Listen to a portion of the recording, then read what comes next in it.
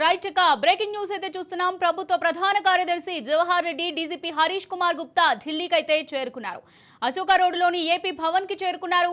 Polling మరుసటి రోజు రాష్ట్రంలో శాంతి భద్రతల సమస్యలు, హింసాత్మక ఘటనలపై ఎన్నికల కమిషన్ ముందు హాజరయ్యేందుకు ఇరువురు అధికారులు కూడా ఢిల్లీకి అయితే చేరుకున్నారు. రాష్ట్రంలో జరుగుతున్న హింసాత్మక ఘటనలపై ఎలక్షన్ కమిషన్ ఆగ్రహం వ్యక్తం చేసింది. వెంటనే వివరణ ఇచ్చేందుకు వ్యక్తిగతంగా హాజరు కావాలని నిన్న ఈసీ సమన్లు జారీ చేసింది. ఈసీ ఆగ్రహం వ్యక్తం చేస్తూ ఇచ్చిన సమన్లకు సమాధానం చెప్పేందుకు ఇద్దరు అధికారులైతే ఢిల్లీకి అయితే చేరుకున్నారు. మరి కాసేపట్లో ఈసీ ఎదుట ఇరువురు అధికారులు హాజరు కానున్నారు. పల్నాడు, చంద్రగిరి సహా పలు చోట్ల జరిగిన హింసాత్మక ఘటనలపై కేంద్ర ఎన్నికల సంఘం ఆగ్రహం వ్యక్తం చేసింది. ఈ మేరకు ప్రభుత్వ ప్రధాన కార్యదర్శి జవహర్ రెడ్డి డీజీపీ హరీష్ కుమార్ గుప్తాకు పోలింగ్ తర్వాత హింసాత్మక ఘటనలపై వివరణ కోరుతూ ఈసీ సమన్లు జారీ చేసింది. వ్యక్తిగతంగా హాజరై వివరణ ఇవ్వాలని సీఎస్ డీజీపీని ఆదేశించింది. నిజానికి ఏపీలో శాంతి భద్రతల పరిరక్షణలో సీఎస్ డీజీపీలు పూర్తిగా విఫలమయ్యారు. నేడు ఈసీ ఎదుట వీరిద్దరూ ఏం వివరణ ఇస్తారనే దానిపై సర్వత్రా ఆసక్తి నెలకొంది. రైట్ ఇక ఇదే అంశానికి సంబంధించి మరింత సమాచారం మా ప్రతినిధి శివకుమార్ అందిస్తారు. శివకుమార్.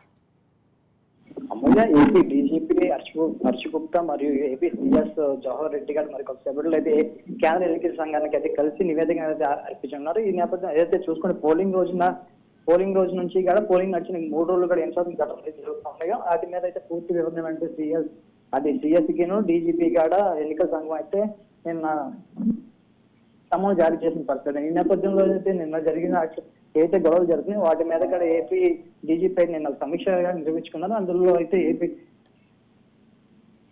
సమీక్ష నిర్వహించుకున్న నేపథ్యంలో చూసుకుంటే ఇంటెలిజెన్స్ చీఫ్ కూడా అందులో ఏపీ స్టేట్ వైడ్ ఉన్న ఇంటెలిజెన్స్ రిపోర్ట్ కూడా డీజీపీ ఉంటుంది. ఆ నేపథ్యం చూసుకుంటే పల్నాడు, చంద్రగిరి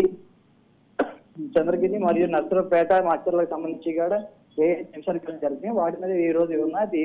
ఎలక్షన్ పోలింగ్ రోజున అయితే ఇంత ముందుగానే ఏదైతే వీళ్ళకైతే ఇలాంటి హింసాలు జరుగుతాయని ముందు హెచ్చరికలు జారీ చేసిన నేపథ్యం పోలింగ్ రోజున అయితే గారు అంత నిర్లక్ష్యంగా ఎదుర్చేందుకు ఈసీకి అయితే గారు ప్రశ్నించబడుతుంది. ఈ వ్యవహారాలపై గారు వ్యక్తిగతంగా హాజరయ్యి వివరణ ఇవ్వాలంటూ కూడా ఈసీ అయితే ఇద్దరు చెప్పబడుతుంది. ఈ నేపథ్యంలో మరి కొద్దిసేపట్లో ఏదైతే పోలింగ్ కేంద్రాల దగ్గర జరిగిన ఘటనలకి సంబంధించి అలాంటి మాచర్లో ఇప్పటికి కూడా 144 సెక్షన్ నడుస్తోంది.